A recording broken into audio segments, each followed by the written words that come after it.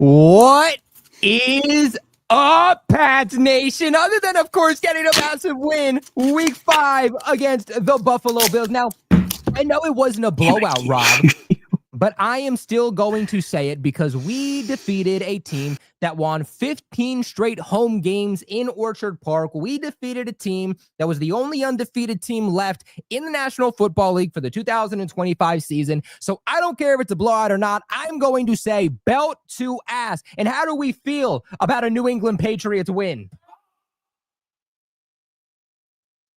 Oh, yeah, baby. Oh, it just feels so freaking good to get a dub, man. And I gotta make my casual memes, man. You guys know that. If you follow me on Instagram, and I don't know where Rob went, but I'm sure we'll get him back here in a second.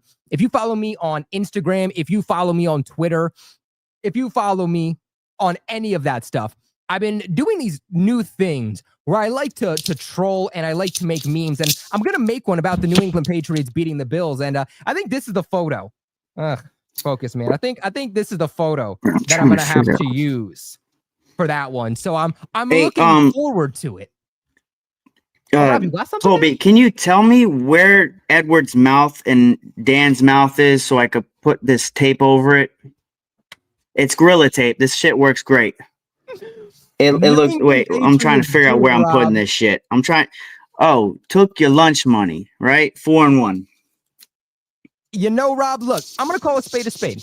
Okay? I'm going to call a spade a spade because although I did pick the New England Patriots to ultimately lose this game, I was on the same wavelength as you. If you guys watched our game preview for this, Rob picked the Patriots, and Rob said, I don't know, Colby. There's just this feeling in me. And I said, I'm going to take the Patriots to pick this game because I'm going to try to not go with my gut. I'm going to try to go with my head and my knowledge.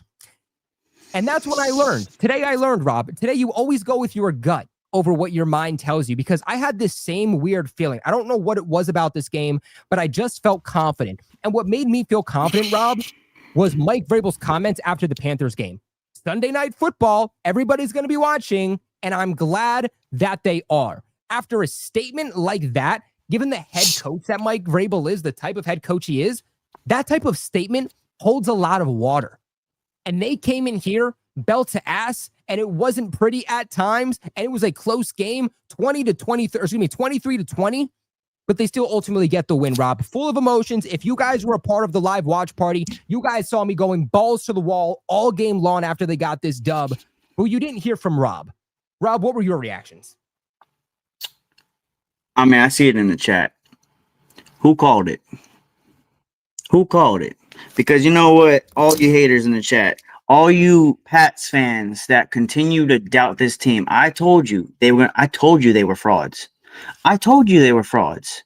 They beat a fraudulent Ravens team, which I know they're ravaged by injury right now, but I mean, it is what it is. Do me a favor. If you're in the chat and you're the same people that had that same energy that said, Rob, you don't know what you're talking about, blah, blah, blah, blah. Here you go. This is for you. Just mute yourself. It's just emotions are so high right now, and we have a lot to break down, and we're obviously going to. It just what this is going to do for this team, man. Like I can't underestimate just how big a win like this is. Not only is it going to help you for overall seeding down the line as the season progresses, not only is this going to help you for the AFC East, but what this is going to do is this is now going to make the entire league, not just the Bills, not just the East. This makes the entire team or entire league respect you. This puts the entire NFL on notice for the New England Patriots. And that's what I wanted. Rob, I didn't even necessarily care as much about taking the Bills down. Top 10. I wanted. Top 10, maybe top 5. Is respect for Drake Maye, who is a top 10 to potentially even top 5 quarterback in the NFL. I wanted respect for what this team was building and what they were showing. And after you get a win like this, you get back-to-back wins for the New England Patriots in the first time in years. I think the entire league is now forced to respect the Patriots. You know what's funny? Like, I got so many comments in my comment section. It's coming. I promise you, this is going to be monumental. All the people that hated on this team, I told y'all for the last couple, we should be 4-1 right now. We should actually be leading the AFC East right now if we don't like literally shoot ourselves in the foot against the Steelers. And I know woulda, coulda, shoulda, didn't happen. We are what our record says we are. We're 3-2. We make mistakes, and this is what happens. But I told y'all not to doubt this team. I told y'all that Drake Maye is the real deal. I said this last year. Rob, you don't know what you're talking about. I have seen comments that people said he's the next Mac Jones. He's no good. Mike Vrabel, he sucks. Understand, this is fifth. They had one. Is it 14 or 15 games in a row at home? 15. Okay. 2023. And now I would scream right now, but I promised my wifey, because I went outside and I did my scream video for Instagram. I promise I wouldn't scream. But understand, there's a volcano in this mother. Just wants to explode. But you know what? Props to the Bills. They hanged into it. Good game. I mean, my quarterback my QB didn't make a big mistake when the moments were the brightest. But that's just my QB. Marched the ball down. Over. Yeah, my QB went 13 for 14 in the second half, and then marched the team down the field like vintage Tom Brady and said, "Hey, listen, you thought you had it." He did the Alex Pereira. You ever seen how Alex Pereira knocked out Ankalaev? He did this to Josh Allen. Told you. I told you. You know what upsets me, though, is we got this win. And Bills fans are so unbelievably petty from what I'm seeing, because I posted my initial reaction on TikTok. Make sure you guys go ahead and follow me over on TikTok at Patriots Global. Immediately, game's over, I post my thoughts, and I just have Bills fans commenting, the Bills beat themselves. It was Bills versus Bills. We had more penalties. I'm sorry, but this game did not come down to you losing the football game because of penalties. Now, look, if you had 20 penalties and the Patriots had 3, we could have a different discussion about that. But at the end of the day, I mean, why are you suddenly a team that is inflicting all these penalties? Probably because the Patriots are in your head. But, Rob, 11 penalties for the Bills, 8 for the Patriots. Which is part of the course. In fact, Rob, on that final drive for Buffalo, well, the second to last one, where they drove down the field and tied the football game, they got down the field because we let them. They went down the field because there was a roughing the passer call, and then immediately after, it was an unnecessary roughness call. They drove down the field. They got half the yardage they needed because we gave it to them. But you don't see me sitting here complaining about penalties or complaining about refs. That's not what this game came down to, because in terms of penalties, the Patriots and Bills played a pretty similar game overall in that category. This game came down to the fact that the Patriots were the better team. Drake Maye was the more clutch quarterback. They controlled the clock a lot better, and they did not turn the football over offensively, obviously outside of that Ramondre Stevenson fumble. Outside of that, the Buffalo Bills turned the football over 3 times, 2 of which was by Josh Allen. Let's keep it a buck.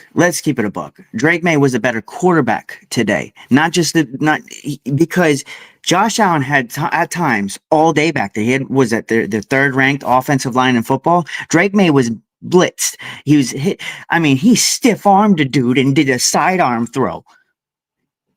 Like this is what he had to do all game. He had to put the Superman cape. Hey, do me a favor. Send me one of those cold front jerseys. I need more toilet paper. But basically had to put the Superman cape on all game. And I've been telling people, if not for May, this team would not have a win right now. Absolutely agree. What was it? 77% of the yardage before this game. I'm curious where that number is right now. By the way, Stephon Diggs, love you. Welcome back. Welcome back, Stephon Diggs. Rob, I think that we just need to go ahead and we need to go down and start breaking this thing each position by position. I do want to start off with Drake Maye. Now, Drake Maye, it for me at least, it felt like he started the game off a little bit more rough, and that was because of, to me, the offensive line. I mean, there was a lot of people in my live chat and the watch party saying, Colby, Drake Maye's looking really bad. It's not the O-line, it's him. And I'm like, well, no, he's being pressured. And that's the reason that he's looking a little bit erratic. That's the reason why it felt like as soon as Drake Maye was getting pressured early on in this game in the first half, he was immediately trying to take off with his legs. But I think that he came out in the second half and looked like a much different quarterback. I think they calmed him down. I think that Josh McDaniels switched up the game plan and schemed things up to where on almost every single play, you saw Drake Maye getting outside of the pocket, going out wide, avoiding the pressure, and trying to extend the play and get the ball into the hands of his playmakers. And so overall, Drake Maye at one point had a 70 overall quarterback rating. He finishes today, by the way, being the best quarterback in terms of completion percentage. I expect that to continue after today. He goes 22 of 30 for 273 yards, 12.4 yards on average, 0 touchdowns, 0 interceptions, sacked 4 times, and an overall rating of 101.1. I think the biggest play he made of the day, though, there was a lot of them. The biggest play he made was one that you alluded to, where the Patriots needed points. They needed to go down the field. I believe it was when the game was tied, and Drake Maye's getting pressure on him by a defensive lineman for the Buffalo Bills, 300 plus pounds, and Drake Maye is keeping his eyes down the field, stiff arming this guy to the ground. Joey Bosa sees this, comes up and tries to help secure the tackle on Drake Maye. Drake Maye, with one hand, goes to the ground, throws it off. Stephon Diggs after the catch, continues, and that's what allowed the Patriots to put up that elite and that game-winning field goal by Andy Borgales that allowed them to come out with this 3-point win. So overall, just what were your thoughts on Drake Maye for the day? Dude, being that there was so much pressure, you look at some of the videos coming into this game. He's marching out of the tunnel, and people are yelling at him, 5-0. I heard some lady in the stands yelling, 5-0. Y'all are gonna be beat. Whatever. It's just like a tune-up game. Whatever. Like the kid, like ice in his veins. And see, the thing is, games like this. We had a chance last year, up 14-0 with a way lesser roster. And this kid still doesn't have a wide receiver one. That's just a side note. But what he did today, yes, people are gonna box score watch and be like, oh, he didn't throw a touchdown though, without seeing what he actually did. Because I'm be honest with you, we left a lot of meat on the bone. Like that Hunter Henry, I feel like if as long as it hits your hands, you have a chance to catch it. And for whatever it's worth, man, he really, the only play that I think that was like turnover worthy that I saw, that I remember offhand, was the one where he overthrew, I think it was Hunter Henry, and it was basically like if anybody was in that vicinity, that was interceptable. But dude, he's the most accurate quarterback in football. Numbers speak for themselves. Linda comes in and says, Colby, I was watching TD's channel and Dan's channel, and he was very angry. Well, look, I will say Dan did give his respects when I was texting the guys from the AFC East group chat. But I think this is just a game that even Dan and the rest of the Buffalo Bills fans, that they thought that this was just going to be automatic. And look, some fans didn't. And I will say that Dan ultimately did have the Bills winning, but he did think it was going to be a close game. No.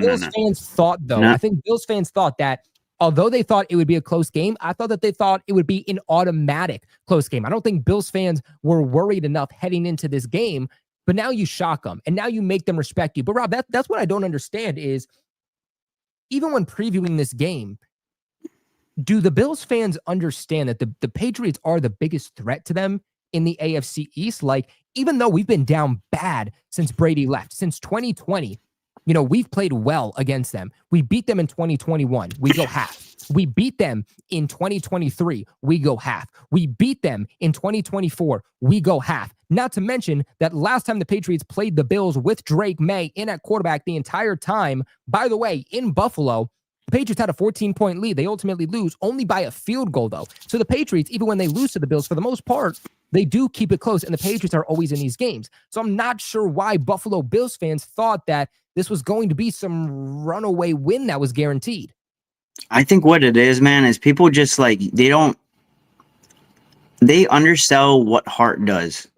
And when you have, go look at the panel. I think I remember last stream where I pointed out that 9 out of 10, the people said that the Bills were going to win. 7.5. That MGM had them as 7.5 point dogs, or top dog. I don't know what we even consider that. They had us at 7.5 point underdogs. Like everybody and their mother said we didn't have a chance. Whether it was and no, you didn't see Dan's video this morning. He said they were going to dominate. So I didn't see that. he went back. So that's why he messed up. You messed up, Dan. I got you. Don't worry. But look, divisional games, no matter it's against. I mean, when we go to play the Jets, it's going to be a close game. That's how it is. It's a divisional matchup. We know each other the best. It's usually just how it goes. It's very rare you see games where it's just like lopsided. So even when they come to New England, it can go either way. That's just how it goes. That's how divisional matchups happen. And I'm really proud that this team. I mean, they showed so much heart, man. And I haven't felt this much joy with this team since Brady left. Because I knew that 2021 team was fraudulent. We went against, you go look at the damn people that we went against. You went against the Titans, who didn't have A.J. Brown or Derrick Henry. You went against the Jacksonville Jaguars, who was Urban Meyer as their head coach. You had a ancient freaking Matt Ryan that we played against. You had the Jets, who had Zach Wilson twice. And the list goes on and on. Davis Mills as the Texans quarterback. That was a fraudulent year. This is the most positive that I've felt with this team. And this doesn't mean we're going to make the playoffs or anything. This just means that this is something we can go back and look on and be like, hey, listen, because this is the best team. This was the best team in football that we can beat anybody. Yeah. They were the only undefeated team left outside of the Eagles, who also ultimately lost to the Band and are no longer undefeated. When you're able to beat an undefeated team that has all that momentum, especially at home, that's absolutely big. But shout out to SGT Moonshine, who comes in here with a $5 donation and says 174 people here, but only 52 likes. We can do better than that. Come on, guys, destroy that like button. Just like the New England Patriots destroyed the Buffalo Bills. Come on, guys, we're hype right now. This is a hype live stream. Let's go ahead and let's slam that like button. Trey comes in here with a $10 donation, says, I'm aware it's way too early to be talking about the 2026 draft, but I have to say this because this infuriated me nonstop. Running back and edge need to be top priority during that. 100% agree this offseason. And I think we knew that even coming into 2025, that some of the biggest questions were probably going to be running back. Ramondre Stevenson, if he doesn't fumble, okay, we're probably okay there, but you could probably still upgrade after his fumbling problem, which we'll talk about here in a second.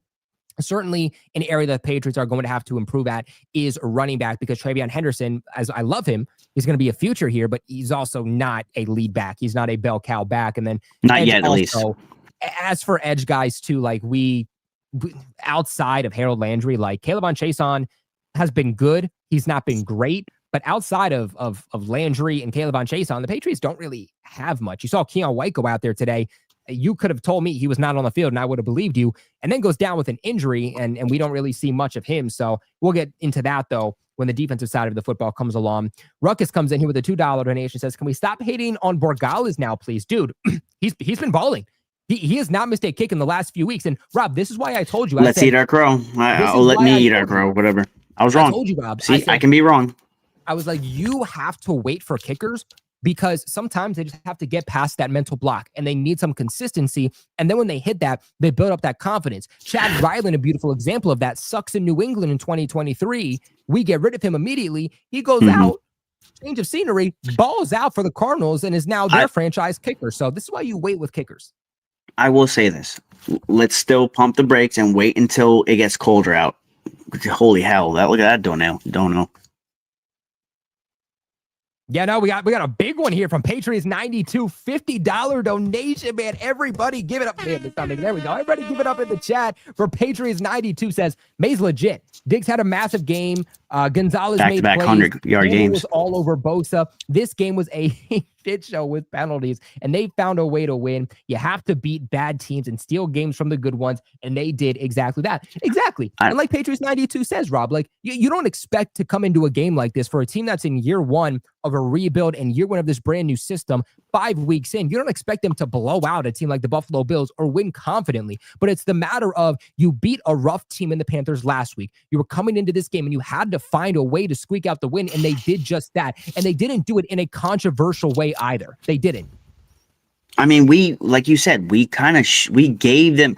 we were up 20-10. So like we gave them the opportunity to even come back in this game. I'm gonna be honest with you. I didn't think that they had a better team at all today. But it's the penalties. Like Bills fans are going to go to the excuses with the penalties because that's going to be their cop out. But I mean, back to back breaking, roughing the passer and a late hit. It was roughing the passer, and then it was unnecessary roughness. Yeah, it was a late hit. It wasn't on Landry. It was on Durden. It was on Durden, and then it was on Farmer. Okay, so like those are backbreaking plays, but here's the biggest thing. It's not like the fact of the matter that we got those backbreaking plays. It's how we responded afterwards. Like it just like Maye's how is Stephon Diggs not a captain? I will never know. Like just seeing him animated on the sidelines, he had something to prove today. He has something to prove to a lot of people. This is a back-to-back 100-yard games, and I'm hoping this is what we see, but like there's that connection that with him and Maye it's starting to bud. And I feel like, especially with both of them feeling like they have something to prove, this can be pretty freaking special. Absolutely. And just like Patriots 92 hits on here today, I feel like the top guys that you project for this team to be those difference makers, I feel like they were the difference makers. You expect Drake Maye to be a difference maker, was a difference maker. You expect Diggs to be a difference maker. He was a difference maker. Will Campbell, outside of the one penalty, I didn't think that he had a bad day, especially respectfully with who he was going up against. It could have been a lot worse. You know, Bills got home quite a few times. Again, 4 sacks on Drake Maye, but I feel like for the most part, and we have to go back and look at the tape, obviously. These are just our initial thoughts, but from the initial look, Will Campbell didn't have a bad game. So again, I think Patriots 92 hit this one on the absolute head. And big shout out for that $50 donation. Supporting the channel means an absolute ton. But Rob, let's go ahead and let's talk about these running backs before we get into the wide receiver core. Travion Henderson, ultimately the Patriots lead back today. Antonio Gibson goes down with a rough injury on a kick return after Ramondre Stevenson is fumbled. Looks like he's probably going to be out for the year. I mean, just starting here with Antonio Gibson, what were your initial thoughts? I'm upset, man. You seen it in his eyes. This might he definitely hurt. Someone definitely told him something that like he was going off on his own power. So I'm hoping that means that he's good, but it's not looking good, man. And the fact of the matter is, Gibson is a integral part of this team's offense. The guy is a difference maker every time he touches a football, and just seeing how he looked after that play, it's kind of concerning. And then it just really, I mean, you kind of got to look at the rest of the running back crew. And Ramondre has his fair share of fumbling issues, and obviously fumbled today. Didn't prove to be that much of a big deal because obviously he made up for it with his 2 touchdowns. But Travion Henderson, very raw, very still a budding player. He still has his fair share of moments where he holds the football. I mean, holds players that are coming to try to sack Drake Maye. There's still a lot of development there, but now it's like now we're gonna have to probably look to the market and possibly get another running back because based off Gibson's reaction, I'm kind of concerned that he's probably done for the year. Yeah, no, I mean, when you go down the way that Antonio Gibson did go down, which by the way, I feel like the league is so just coherent on trying to make the game safer. But the way that tackle is presented is essentially the Buffalo Bills defender comes up, grabs him by the legs, and then kind of just throws him over his shoulder. And Antonio Gibson looks like he's going down a slip and slide, goes head first. And just the immediate head to or helmet to knee contact, you knew it wasn't going to be good. I mean, that's a rough tackle. All the things that are, banned from the league, and yet a tackle like that is okay. Something I don't really understand, but is what it is. And Antonio Gibson immediately goes down. He fumbles, and I'm sorry, I'm not going to get on him for that fumble. I completely understand why. That was immediately in agony, but he immediately is on the ground and he's not moving. And you immediately see the Patriots players like, oh shoot, like come out here. We need medical attention. So yeah, he goes to the blue medical tent. He comes out crying. He immediately goes to the locker room. He's immediately listed as out. Those usually are signs that a guy's done for the season, but again, only time will tell. But next storyline I want to get into here with the running backs is Ramondre Stevenson, because he ultimately goes 7 total attempts, 14 yards, just 2 yards per carry, but 2 touchdowns. big storyline here is that he has his third fumble of the season. They tried to bench him. But they couldn't, because then you had Antonio Gibson go down, and you can't run Travion Henderson on every single play. Not to mention that Ramondre is their best pass blocking running back. They just don't have the personnel to be able to bench him full time, especially after Gibson goes down. But just, I think we're all defeated at this point with Ramondre, but just what is your kind of thought process here with him after another one? I don't know, man. I like he just, it's not even. I mean, it was a punch out. So I mean, I'll give him, at least he didn't fumble just from air. So I guess that's a plus. But it's just like, this is just still an ongoing issue, and unfortunately, we don't have something that can replace it, because Travion Henderson isn't blocking like he was blocking in college, and he's not running the football like he was in college. So it's still like, we're kind of stuck in the situation where we have to play Ramondre Stevenson, unless somehow you can go get a running back on the market, which I don't know who's out there, who's going to be a viable option for us to run out there. And more than likely, Antonio Gibson's, I really hope he gets some kind of positive news. But like you said, man, it sucks, because looking at his face, he looked defeated. And I'm just hoping that that's not the sign for the worst. Let's prayers for Gibson in the chat. Yeah, absolutely. Hopefully he's able to come back from ultimately whatever that injury is, whether that is this season or whether that is next season. But you also have Travion Henderson. Like I said, he was kind of your lead back for the majority of this game up until the end, where kind of crazy. But even despite that fumble, when it came down to crunch time and the New England Patriots had to get into the end zone, they needed big plays. They weren't using Travion Henderson. They were actually still using Ramondre Stevenson, which is probably a sign that this team is not going to bench him. This team probably isn't going to move on. In the offseason, I think that becomes a different discussion. But I think right now for 2025, I don't think they're going to move on from him, because I think they understand there's nobody out-house that can come in here to New England and take over the role of Ramondre, so that you can just essentially bench the guy for the entire season or cut him. So I think we're just going to have to kind of roll with the punches. We're going to have to accept that Ramondre is the type of guy that is going to fumble, because he's also their most dynamic running back right now. I mean, when it comes to what he does on the ground, when it comes to the receiving ability, the run blocking, the pass blocking ability, there's no other running back on this roster that can do those things. And the thing is that Ramondre is not a bad running back. Okay, when he's on the field, he makes plays. He's a good running back. The problem is the turnovers. And when you turn over the football as much as he has, 10 turnovers since the start of 2024 till now, losing 6 of those, that diminishes the big plays that you're making.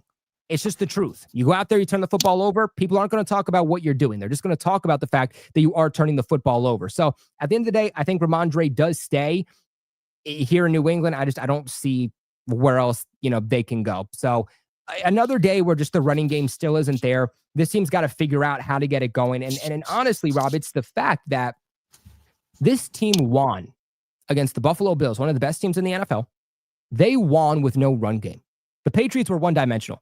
They had moments on the ground. They had a 13-yard Travion Henderson run, an 8-yard Antonio Gibson run, and a 7-yard Ramondre Stevenson run, and a 9-yard Drake Maye run. But those were your biggest splash plays for each of those guys on the ground. The Buffalo Bills knew how the Patriots were going to win this game. The entire game, for the most part, was they're going to have to beat you through the air.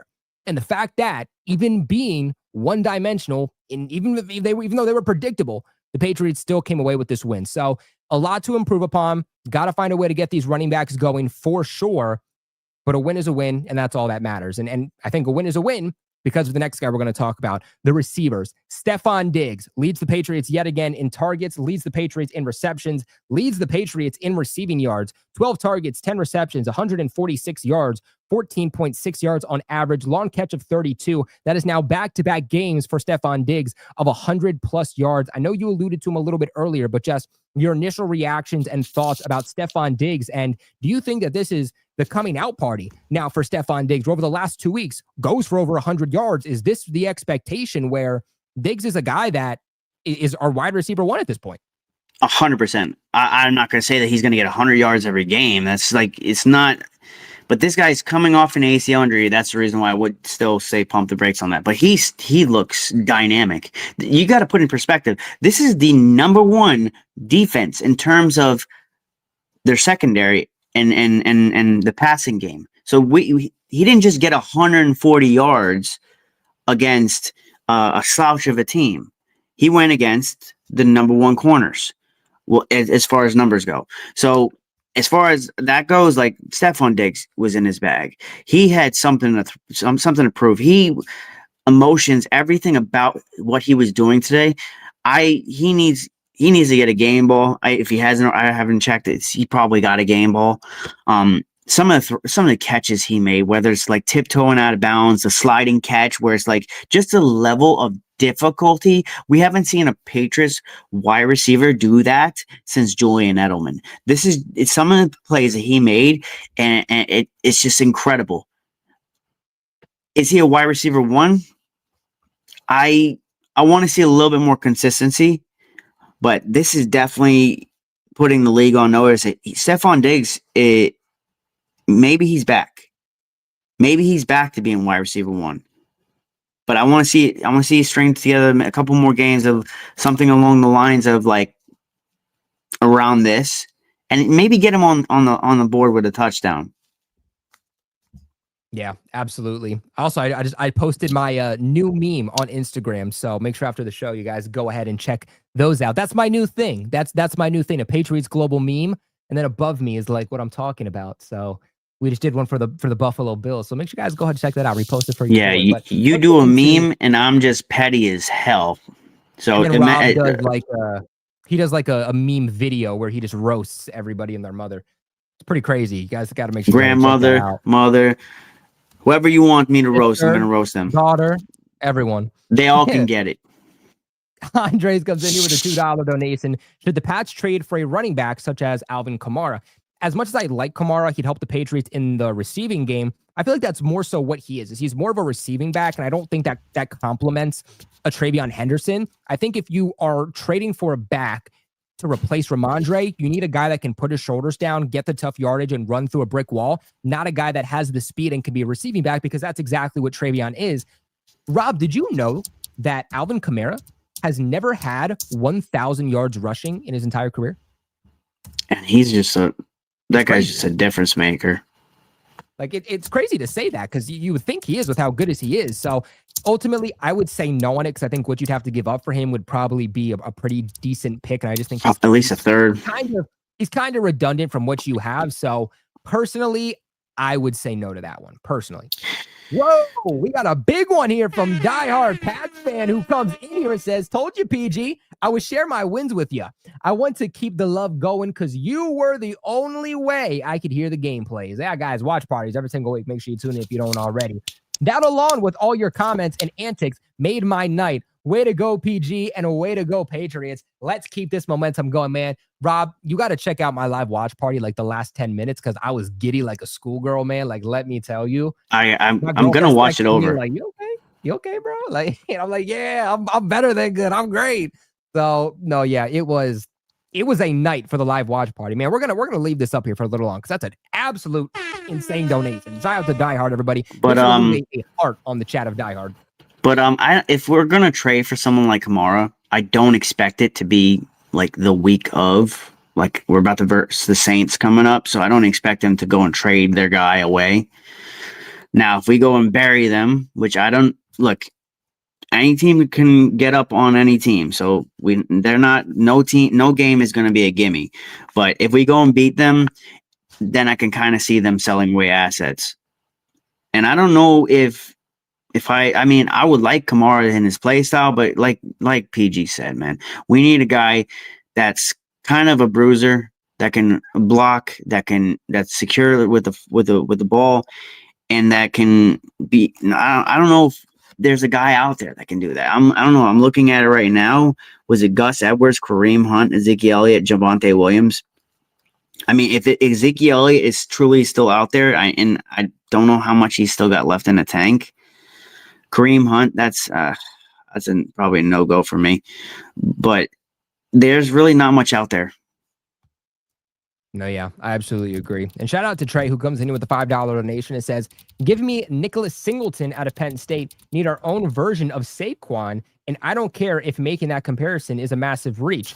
Hey, honestly, I don't think it's disrespectful to compare someone to Saquon just yet. It depends on what he does for the remainder of his career, but I don't think Saquon's done enough in his career yet to say like it's disrespectful to compare him to somebody, right? Like I consider if you compare somebody to Tom Brady, okay, that's disrespectful. But you can go out there and say this guy plays like Travis Kelce. Travis Kelce's one of the best to ever do it, but I don't think it's disrespectful to say someone performs the same way that he can. But I'm gonna definitely continue to look out for that name. But Rob, what were your thoughts outside of Stefon Diggs? Because I agree with everything you said. Obviously, he's a captain for the Patriots this week, one of their weekly captains that they do that kind of refreshes every week. And I agree with you. Like, I understand back at the time why I didn't think that Diggs would be maybe a captain, but seeing how he's matured so much and the fact that he was a captain this week and he's motivating the team, like he's on the sideline talking to Ramondre after the fumble. He's doing the pregame speech in the huddle. He's talking to the defense. He's talking to the offense. He's talking to May. He's getting the team fired up. Honestly, if this is a guy that is still here in 2026, which based off how he's playing, I do expect 100%. that is somebody who I do expect to ultimately be a captain, and I think he would have rightfully deserved it. So far, I've not seen the Stefon Diggs that everybody said we were going to get. I've seen a very mature and leadership level style of Stefon Diggs, which I've been very, very pleasant to see. I mean, that's probably been my biggest surprise about Diggs. Isn't the play, but it's been what he's done as a leadership perspective. But, you know, Rob, second for the Patriots in receiving, Hunter Henry, 4 targets, 2 receptions, 46 yards. Kayshon Boutte is third, 3 targets, 3 receptions, 43 yards.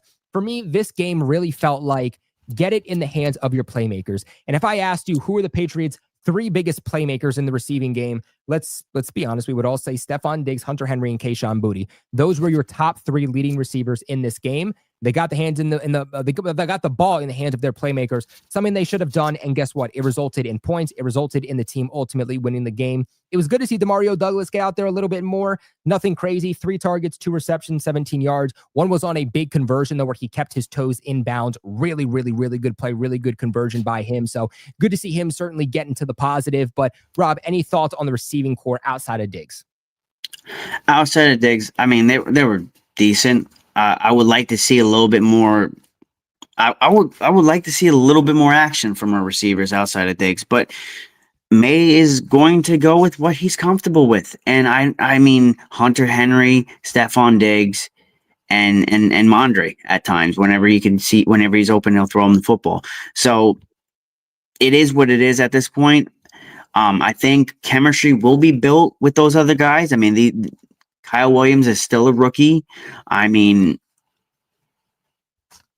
Pop Douglas, hopefully they start figuring out how to acclimate him into this I guess offense, and you'll see the ball start to spread around a little bit more, because right now it's nice to have Stefon Diggs go off and be the integral part or the biggest part of the offense today, but at the same token, he's also getting up there in age, and you don't want to kind of, especially a guy that's coming off an ACL injury, you don't want to put too much wear and tear on him. So I prefer that we kind of spread it around a little bit more, and I'm hoping some of these guys start to really butt into what Josh McDaniels has for them. Oh, the Patriots also want to get, I don't know if you've seen this yet, I want to get your thoughts on it. The Patriots just posted their what's it called? Why is Instagram acting up? Oh man, Instagram logged me out. Well, that's sad. Well, I'll try to pull it up while we continue to talk. But instead, essentially what they posted is like the, Mike Vrabel at the end of the game, they all coming back to the locker room, dabbing everybody up, and the vibes are high, and you can tell. So I'm going to try to pull that up here. But while we do that, Rob, we'll go ahead and transition on over to the defense. I want to know your thoughts on that. They only give up 20 points to Josh Allen. It felt more like bend but don't break defense. A lot of disappointing moments for sure. A lot of frustrating moments for sure. But at the end of the day, you forced Josh Allen into an interception, a fumble. You got Keon Coleman also fumbling. Got some big plays there for the defense. You allowed the Bills to drive down the field, but it felt like bend but don't break. And from what I was hearing a lot from Bills fans was, this New England Patriots defense isn't as good as people are saying, because they're allowing teams to reach the red zone a lot. But the Patriots have played bad teams to where those teams haven't been able to capitalize in the red zone. Now you're talking about the Buffalo Bills, who will be able to capitalize. Obviously, that wasn't exactly the storyline from today. Patriots defense allowed them to get down to the field, but they would make key stops, holding the Bills to either a turnover or holding them to a field goal a good amount of time. So just initially, what were your thoughts about this defense? I mean, 33.5 points per game, right? Yeah. This is a team that was scoring at will on everybody. We held them the first quarter alone. Fumble recovery, punt, forced fumble by Robert Spillane. And then you hold them to 3 points. Like, you can't have a better first half against a team that was number one in scoring, number one in many metrics. This is a team that has the MVP of the NFL, or at least was the MVP of the NFL. Obviously, we got to crown a new one at the end of the season. But at the end of the day, he gets to march around with that crown until the season ends and they decide who's the next NFL MVP. They did their thing. Bend, but don't break. And I think that's just kind of our MO. A little bit concerning that Carlton Davis got banged up again for was it a third or fourth straight game? Hopefully he could find a little bit of consistency and stay a little bit upright, but I'm happy he came back in the game, bounced back. So this guy's a trooper, because some of those plays where he's basically, it's not like he's getting injured on just fluke plays. Like, some of it is he's getting banged up a little bit, but overall for this defense, man, they were getting pressure on Josh Allen. They just really didn't get home as much as I would like them to, but this is a quarterback that really can utilize his legs with the best of them. And the fact of the matter, when you hold a team like that, 33.5 yards per game, points per game, when you hold them to 3 points, no team has done that. So thus far, hold them to 3 points. That in the first half, that is something to really hang your hat on, because I'm curious what the critics will say after that, because nobody's seen that coming. Yeah, no, I agree with you. I think that when looking at the Patriots pass rush, I think that they were dominant early on into the game, to where I was like, oh, wow, we're consistently getting pressure on Josh Allen. It was every single snap. It was Milton Williams. It was Christian Barmore. And then obviously you have a couple of injuries. You have Keon Waco out, who wasn't doing great anyway. And then you have Milton Williams, who has to kind of transfer back on over to the edge, which is why we saw a little bit of a rotation of defensive tackles. It was because some of those top tier DTs like Barmore, like Milton Williams, they had to play a little bit more edge rusher because the depth there just wasn't good enough. And that's when it started to take a hit. I felt like as the game went on, the pass rush wasn't there. Patriots only get 1 sack on Josh Allen. Now, Josh Allen, very mobile.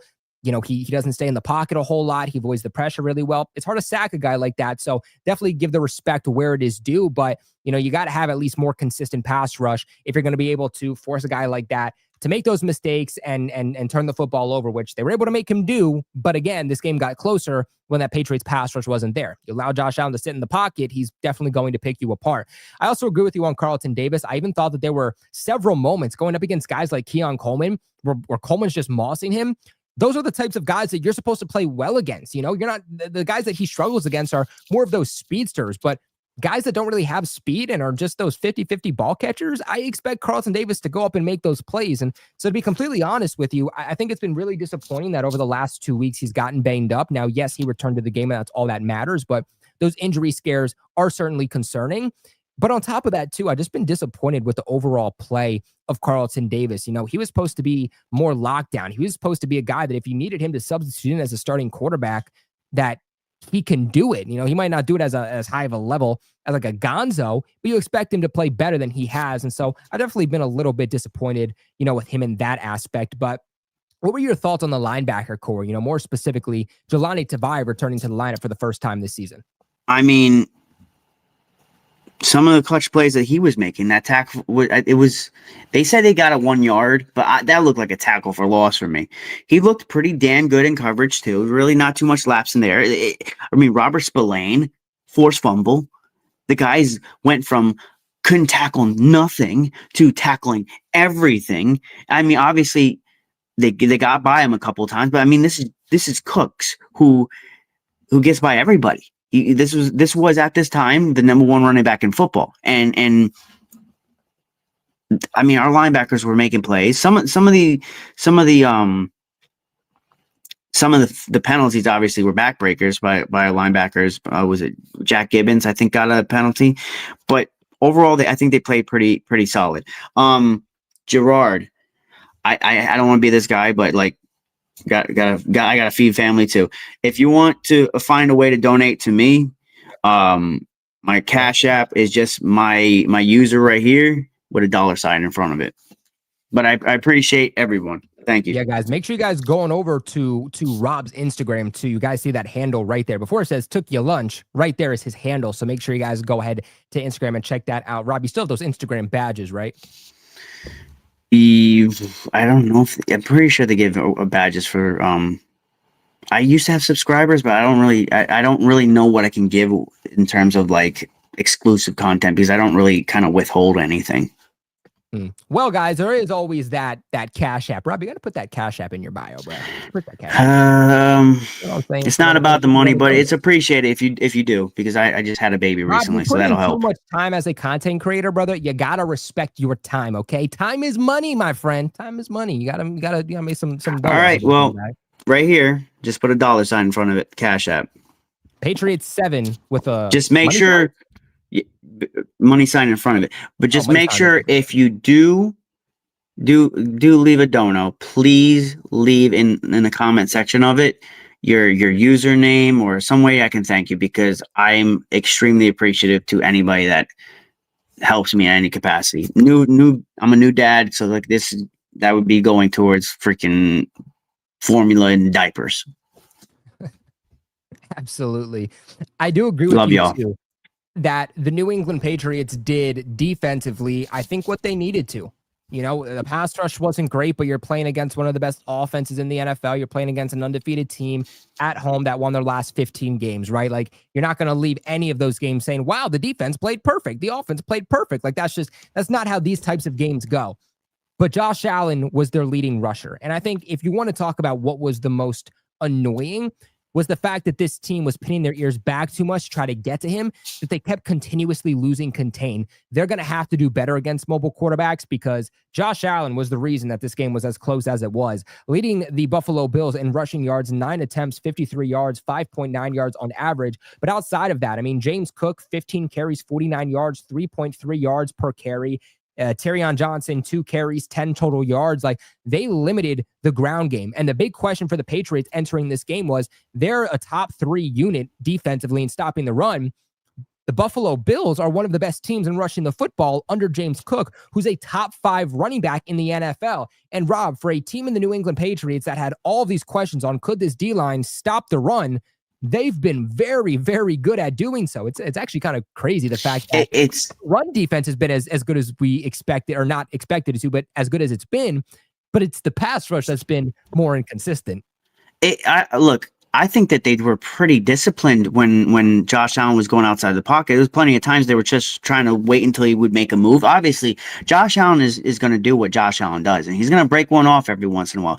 But, I mean, you look at James Cook, he only had 3.3 yards per rush, and this is a guy that had a touchdown every game up until this point. So this guy didn't score at all.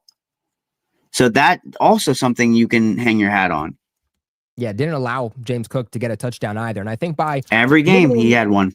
By limiting James Cook and this overall rushing attack, you essentially said, all right, Buffalo, we're going to make you one-dimensional. And that's a really, really hard thing to do, is make the 100%. Buffalo Bills one-dimensional, because of what Josh Allen can do on the ground, because of what James Cook can do on the ground. And when the Buffalo Bills win games, it's because of James Cook. It's when, all right, the receiving game isn't going anywhere, we're going to rely on the ground game with James Cook. They couldn't rely on that, to where they were forced to beat the Patriots through the air. And they still had really, really good moments. But I think stopping the ground game was pivotal for this team and pivotal for this defense. And if you can stop James Cook, I feel really, really good about really the Patriots' ability to stop any running back that they're going to face for the remainder of the season. By the way, Josh Allen's total numbers in this game: 22 of 31 for 253 yards, 11.5 yards per throw, 2 touchdowns, 1 interception, sacked 1 time, and an overall rating of 103.3. My biggest concern, outside of them losing contain consistently on Josh Allen, the biggest hole on this defense that, I mean, like, I guess you tip your cap if they can beat you through their tight end, but they got to figure this out at some point, because this dates all the way back to joint practice with the Commanders, where Zach Ertz was eating this team alive, but it's their inability to stop tight ends. Dalton Kincaid leads the Buffalo Bills in receiving yards in this game. 6 targets, 6 receptions, 108 yards. It just felt like every single play, when they needed a splash play, they needed to get down the field, Dalton Kincaid was the guy that they were going to, and it felt like, he was getting anywhere between 15 to 25 yards per reception. So certainly they got to do better on him. Did you have any thoughts about just their inability to cover tight ends in this game? I mean, we talked about this leading into this game, that we were going to say that, we were going to struggle with them. Is it going to be Kyle Duggar? Is it going to be Jalen Hawkins? Who is going to be the difference maker that's going to stop the tight ends? And we just don't really have that eraser on defense right now. I mean, the NFL in general has a deficiency in stopping tight ends. Tight ends eat in the NFL right now. They're just, it's a position that, when you go look at playoff teams at the end of the year, the teams that are really there competing are going to have top 10 tight ends. So hopefully we can figure out who's going to be that eraser. But as of right now, I mean, that's definitely a point of emphasis, to get somebody that can really be that eraser. And it may just have to be maybe Gonzo lines up on tight ends from here and there. But then you also have to feel confident that whoever has to guard Gonzo's assignment, whether it be a play or two, you have to be confident that they're going to be able to do their job correctly, because especially with Carlton Davis's injury history as of late, which he's getting banged up literally every single game, my ears perk up, because I'm like, okay, this is definitely something to point out, that this guy he's taken his lumps. We're gonna have to figure out.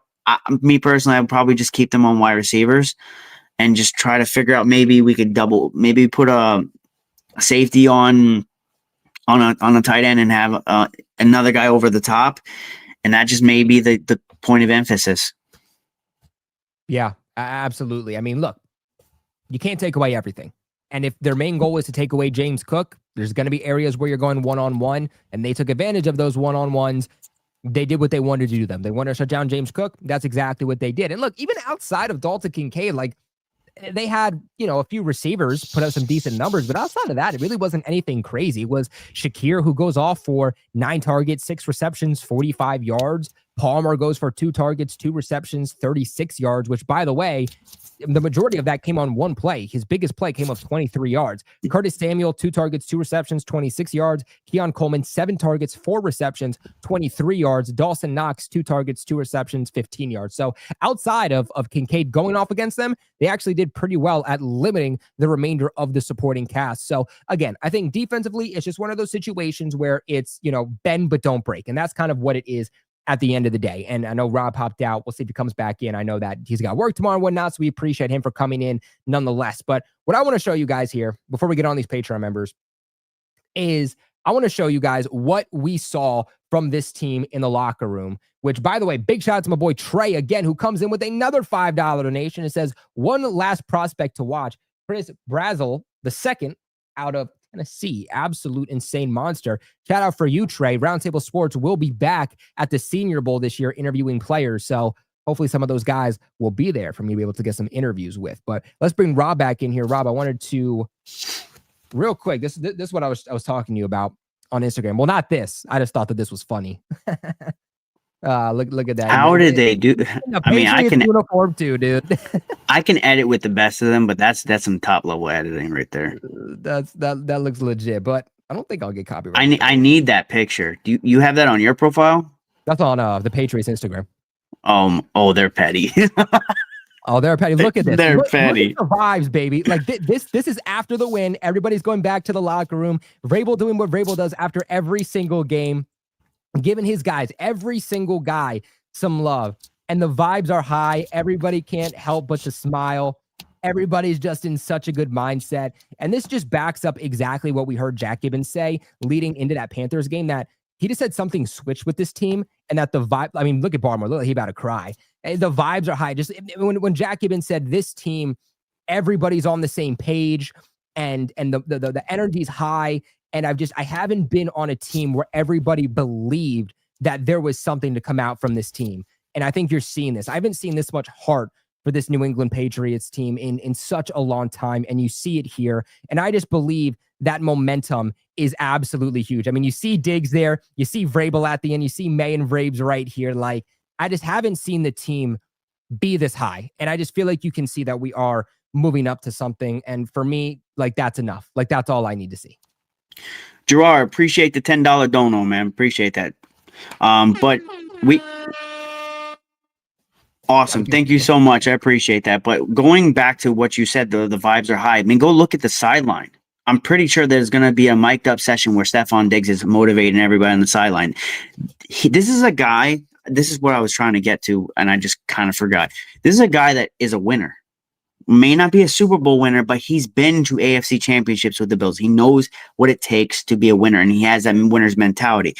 What he's doing right now is very infectious. He's putting belief in this team. And I'm going to be honest with you, I don't know if we win this game, not just because of his production, but just because of how vocal he was before the game, throughout the game, and putting these guys in position to be like, hey, listen, let's calm down, or when they needed to be calm, let's have faith when they need to have faith, and just constantly motivate them that and take them out of that slump that we have been missing since Julian Edelman. I know I keep bringing it back to them, but that's really just what we haven't had a guy. It's just been like sitting on the sideline and just pouting. This guy is literally standing up, motivating the players around him. Pre-game, he's hyping, he just offering just some, like, I want to run through a freaking wall for this guy. This is something we've been missing for so long. And I personally, if you had to tell me right now, we bring him back, because obviously it is a longer deal, but it could be a 1-year deal depending on how the Patriots view him. Sign him up for next season. Keep him here. Worth every penny. Absolutely. Worth every damn penny.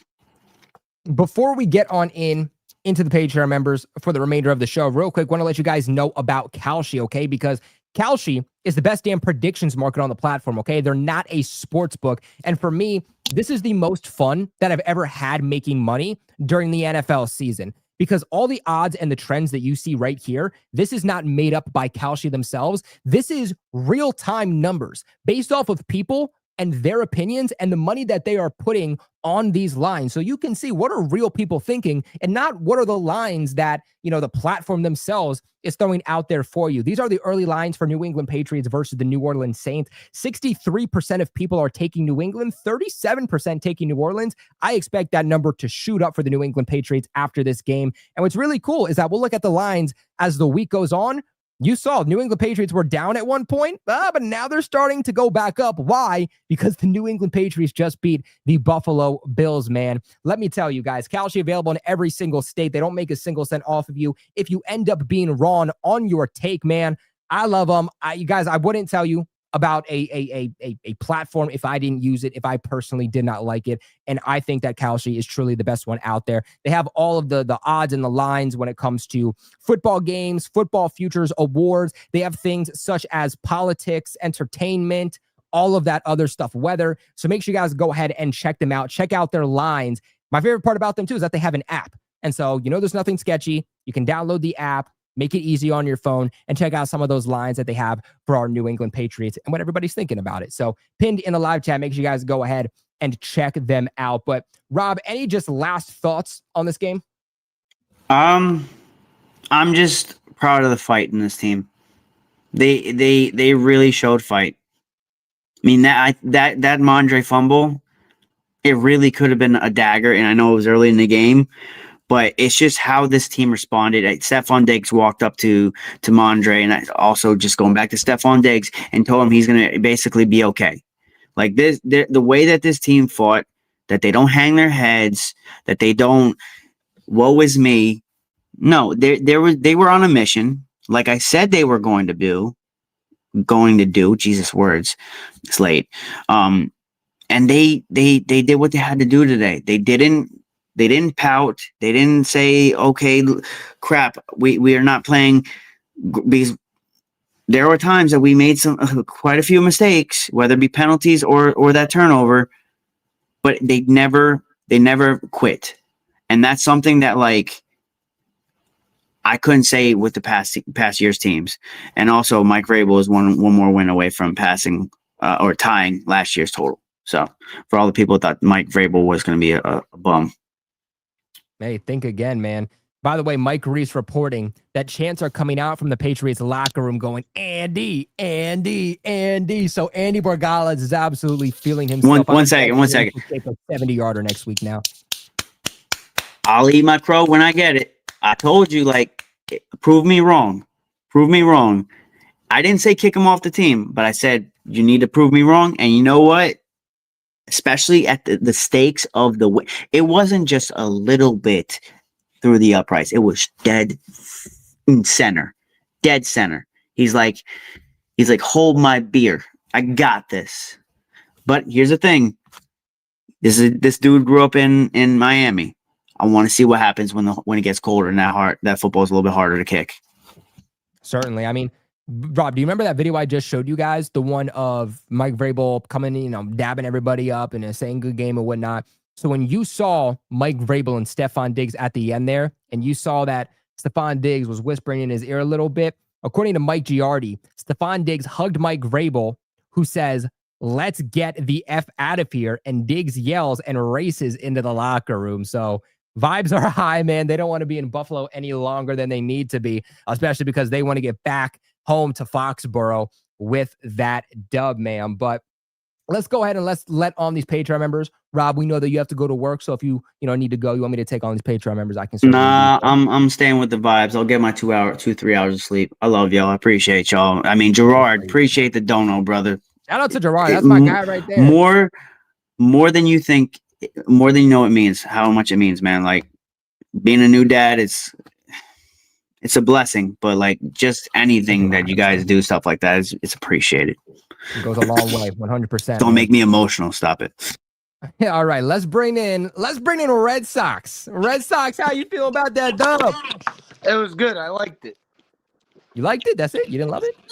Yeah, it was good. I liked it. Like I said, I mean, for me to love it, it would have been like 40-0. Come on, man. Like you come on, man. Tough cookie. I get it. That was an enjoyable game. It Ain't really a tough was. cookie. This man's chewing on charcoal.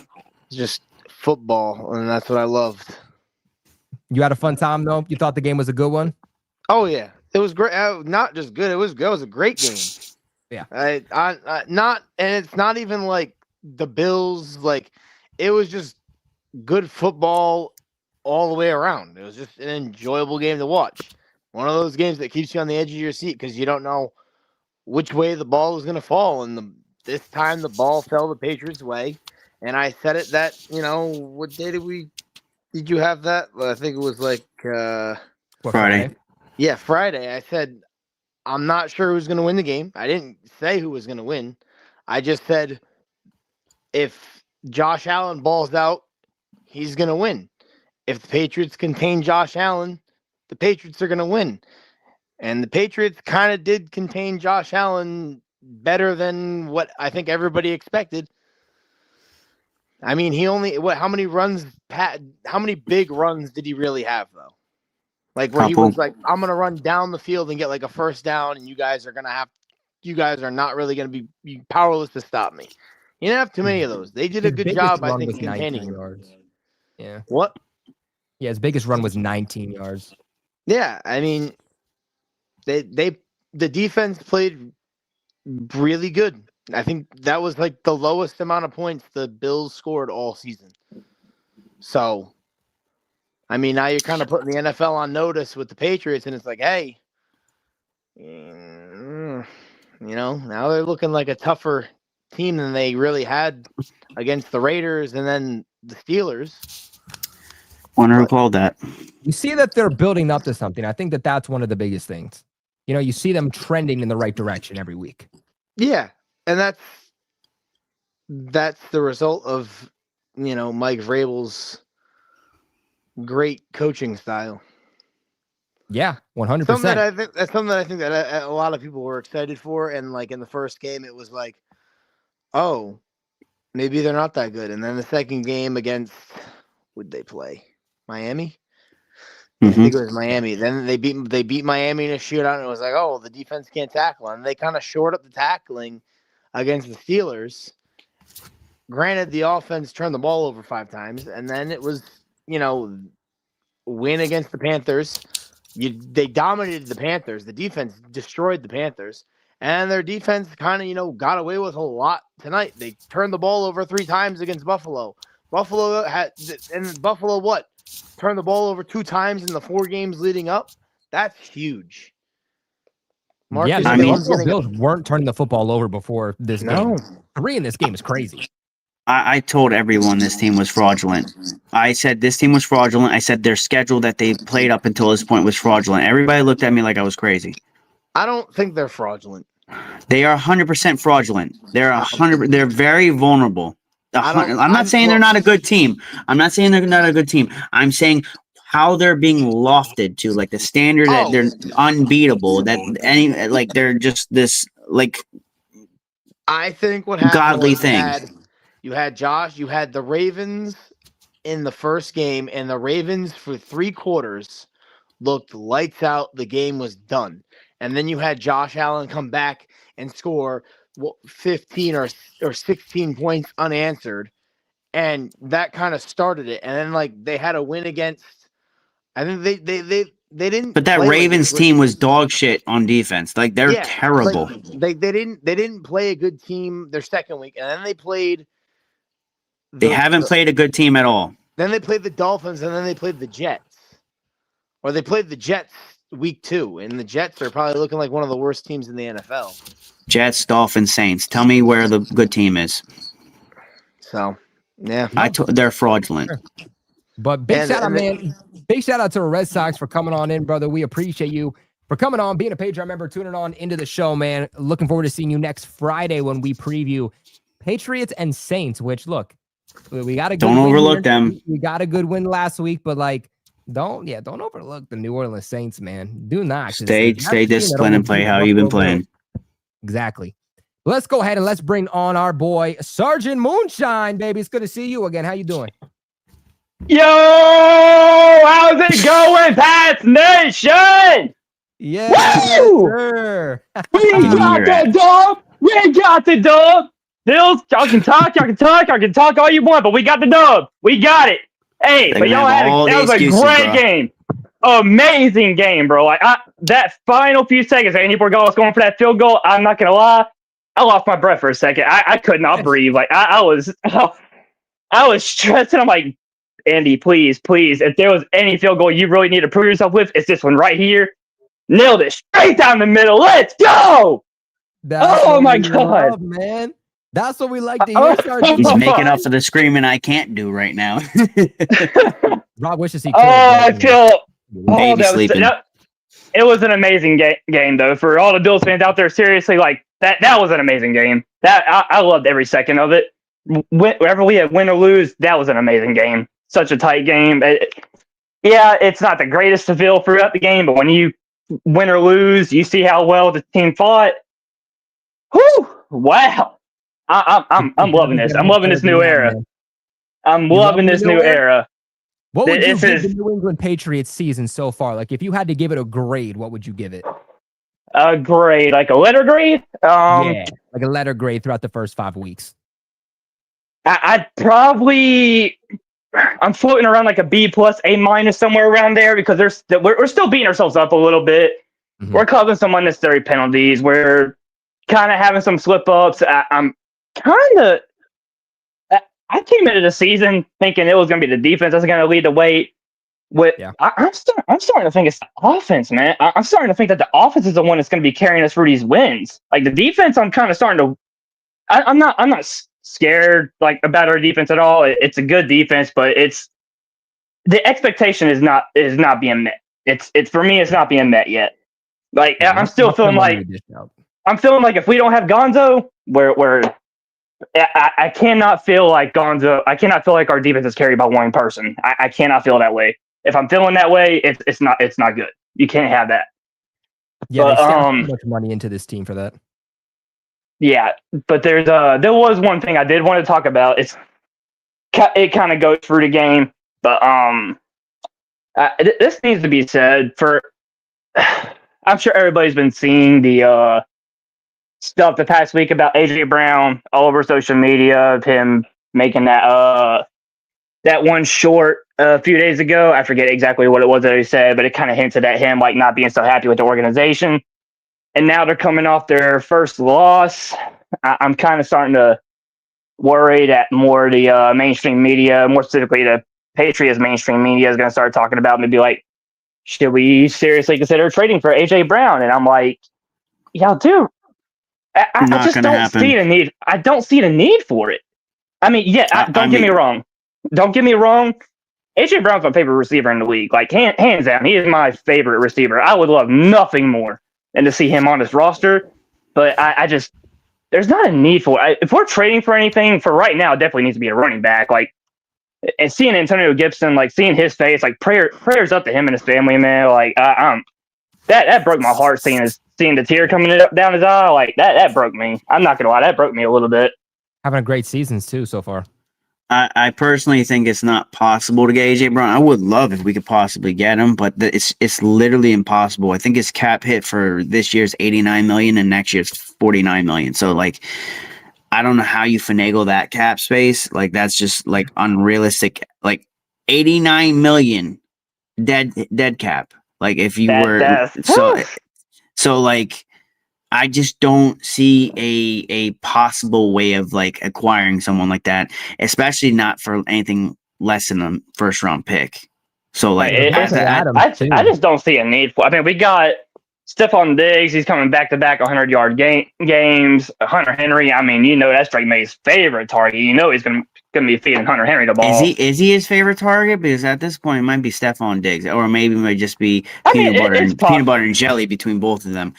I'm kind of just going off the idea of like him, like his favorite spot being like down the field in the middle, like that being like his go-to area. So his favorite tight end, but I'm just going off that. But also, Kayshon Boutte's been stepping up a little bit this season. I mean, I'm liking more and more. But I mean, yes, the penalties, we got to cut that out. Like the penalties have got to stop. But he's making a lot more plays than what he used to from a couple years ago when he first came into the league. He's improving. He's getting there. He's still pretty young. I'm liking what I'm seeing from him. The only receiver I'm not happy with right now is Pop Douglas. Like we're not really getting. I don't even really think I heard his name at all this game. Now that I think about it, unless I'm misremembering, but I don't remember hearing his name at all. You get a couple plays. He had like a key third down at one point where he like dragged the toes. Actually, a really, really good play by him. But I mean, in this game alone, he went 3 targets, 2 receptions, 17 yards. So it wasn't anything crazy. So I mean, I right overall right now, I mean, we still also got Kyle Williams and Ethan Chisholm, who I feel are at some point they're gonna end up making that move for one of them at least, especially if Pop Douglas still is not like really. If I'm not saying he's getting phased out of the game, but if he's gonna continue to be like overlooked and he's not getting much production, then we maybe like one game or like having a pretty high score, throw in the rookies out there and just see what they do. I mean, I don't know. I don't. Pop Douglas was one of my favorite receivers, and I've really liked what he's brought to this team. I love what he's put in. I love the work he's put in, but he's just right now with this scheme or with this offense or whatever it's not working or something. I don't know what it is. You might have to make a critical decision coming soon when both Butte and Pop come up for contract, and let's keep a spade a spade. I'm paying Butte all day.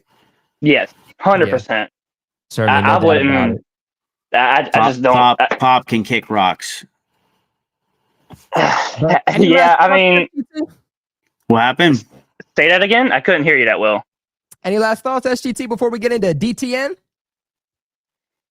Ride this win, boys. We're feeling good. Let's get on the AFC East roundtable, bro. We have got to be, if not number 1, at least number 2 in the votings. Like, bro, we have got to show up. We have got to show up. See everyone there, man. I better see everyone there, including SGT, no more fair weather shit. If you're a Patriots fan, AFC East roundtable tomorrow, okay, baby? We're going 7 p.m. Eastern tomorrow to break down these games, and I need Patriots fans representing in the chat to take down the Buffalo Bills because I know what they're going to do. Penalties. The refs. It was Buffalo versus refs, which I have Eagles fans commenting saying it was Buffalo versus the refs. Did we watch the same game? Like, I don't understand this blasphemy that it was Buffalo versus the refs as if there was some outrageous call. In fact, I felt like Buffalo started to get some pretty easy calls, down the stretch of this game. But no one should be blaming this on the refs. Tune into AFC East Roundtable tomorrow. Let's bring in DTN to wrap us up. What's up, DTN?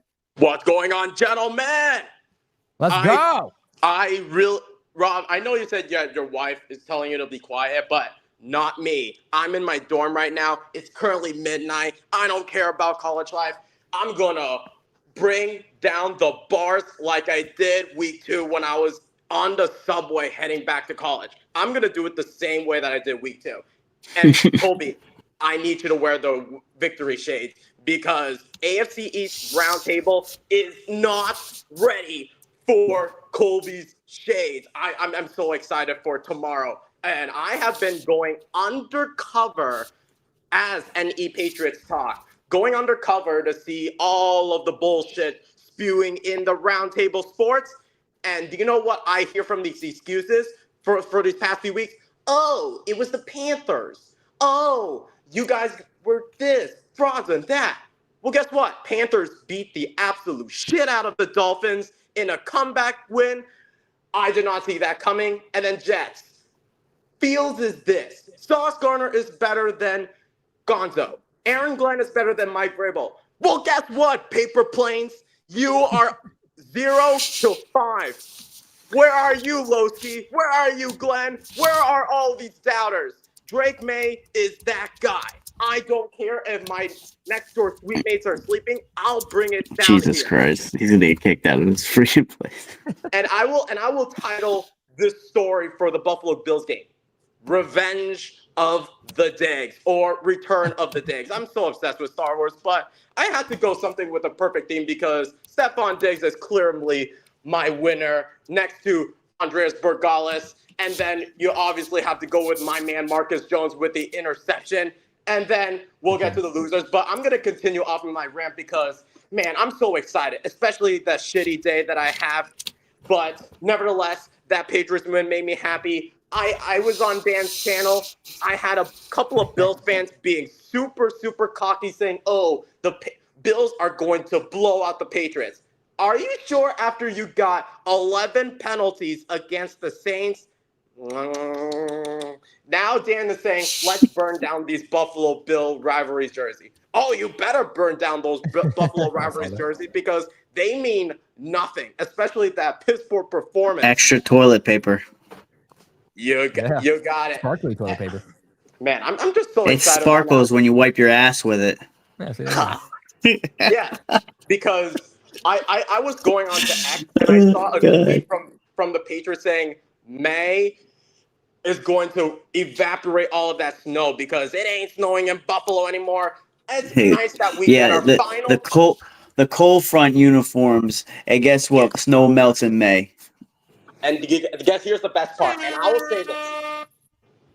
The New England Patriots have finally had their first SNF win since 2019. They had their first primetime win since Week 14 against the Steelers. They have their first win at Highmark Stadium, and it will be the last since Week 13 against the Buffalo Bills on Monday Night Football in the cold in 2021 with Mac Jones. So this means a lot, especially that how competitive this AFC. Well, I wouldn't say it's competitive because the Dolphins and the paper plane bums are trash ass. Because I hope I better hear Parks' Patreon call tomorrow because oh my gosh. Richie, brother, DTN, they're gonna come up with so much excuses. I promise you, the excuse mill is just gonna build up. And you know, at the end of the day, us Patriots fans, we know nobody likes us. We've been the evil empire for 20 plus years. Bring on the hate. We know in our hearts we came in your trap. Ate your bologna sandwich because that's all you can afford. Because up until this point, you versed the 1-4 Ravens, the Jets, the Saints, and the Dolphins. We came into your trap. Use your toilet paper and ate your sandwich. Oh, they're better gonna eat a lot of crow because Buffalo. No, they're not. Bills They're gonna are come on up the- with excuses. Oh, they're gonna come up with excuses, right? Because last week, I heard Panthers. Oh, it's the Panthers. They got belt to ass. Well, Panthers beat the absolute shit out of the Dolphins. So I bet I do not want to hear Dolphins bitching and moaning like they always do. And then I better not hear Lowski and Jets Forever, who are currently checked out right now because the Jets under Aaron Glenn have done something that I have never heard in the history of my entire life. They are the only team to have zero takeaways, while the New England Patriots have They have 3 zero takeaways. takeaways. 0 takeaways. Ain't no way. Ain't no way. I gotta look this It's up. just a fiesta. I just love the misery from Jets fans after the shit talking that I'm hearing last week. Oh, that Aaron Rodgers are gonna save them to the Super Bowl, but that's not the case. I wish I was a Patreon member for the AFC's roundtable, but I'm going to use this platform to let out. Wow, to they have not vent it forced out one and turnover. to make sure that I energize all these Pats fans after all of this. Oh, all of these receipts that have been selected. Oh, and by the way, in my Patriots Clubhouse, where all of my co-hosts are hosting these Patriots Mayflower Voyage series, or on my NE Patriots channel, we saw an image of 9 panelists on NFL Network saying the Buffalo Bills will win. Usually it doesn't sure? work out when that happens. And I will say this, especially it's October and it's the test season. Well, I would say midterm season. The New England Patriots, as a teacher or professor, I will give this an A+, as they have accomplished the first quarter of the NFL season, and now they're heading off to the second part of the season, which I'm excited for. And Brooke, I will make sure I'll let these two know something that they haven't seen yet. I want you to next time to wear your mankinis. Yeah, bro, that whatever Say Brooks that. stop feeding. No, stop it. He'll look good in that shit. I got still the dad bod. I'm working on it, but Jesus Christ, what is wrong with DTN, you? man. Any last thoughts before we wrap up?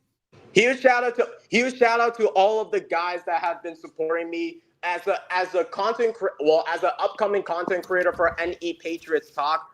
I have been doing a lot of work, especially when college has been like living hell. I'm just thankful that all of the viewers who are sometimes my co-hosts, my colleagues. It's been a long process. The Patriots Mayflower Voyage has been a great journey so far. We are now taking this Mayflower ship from Buffalo back home and then getting ready for the New Orleans Saints, and we better get this win because we haven't beat the Saints since Drew Brees retires because it was rough going up against the Saints. We need this win badly, especially when the Saints put belt to ass on these Giants. So everybody who subscribes to NE Patriots Talk, we're currently at 94 subscribers. We're about to get to 100 subscribers, and we will Get him to 100 people with a Q&A, a card giveaway, and some call-ins to chat with your boy DTN. You do not want to miss it out. Love it, DTN. Make sure you let those people know where they can find you. But wrapping this up here, Jason comes in with a $5 donation. Says, representing the Pats here in Dallas, LFG. Jason, we absolutely love it. Continue to dominate. Continue to scream your love for this team outside for all your neighbors to hear, whether they call the cops or not. You wave that Patriots flag, you wear that jersey, and you show them 6 rings off with pride, baby, because we are coming back for revenge, man. Appreciate you guys for all the love. Appreciate you guys for all the support on the shows. As always, the watch parties. Rob and I will be back on Friday to preview New England Patriots and New Orleans Saints, a big game that I feel like no people are really, talking about. And I feel like that is a trap game, low key. Nobody's really talking much about the Saints. They're not a great team, but even with their losses, the Saints have played a lot of close games this season, even almost beat the Buffalo Bills. So not going to be the easiest one. This team's certainly going to have to make sure that, yes, they ride this win, but they don't ride it for too long because it's on to New Orleans. But Rob, any last thoughts before we log off? I just hit 32.1K. Appreciate anybody that maybe followed during the stream, but 1 second. belt to fucking ass. Hey, baby, make sure y'all tune into the AFC East Roundtable here on YouTube tomorrow at 7 p.m. Eastern to go ahead and break down this game with Bills fans, Jets fans, and Dolphins fans. We're going to be riding high, and I want to see Pats Nation dominate in the chat of the AFC East Roundtable tomorrow because, oh boy, are we back. But as always, appreciate you guys for watching. Make sure to subscribe to the channel here at Patriots Global. Leave a like on the video. Comment your thoughts in the comment section below. Follow me on Instagram at Patriots Global, Twitter at Patriots Global, and TikTok at Patriots Global. I post exclusive content there that you guys don't see here on YouTube. But until next time, we appreciate you guys for watching, and go Pats, baby. Go Pats, let's fucking go.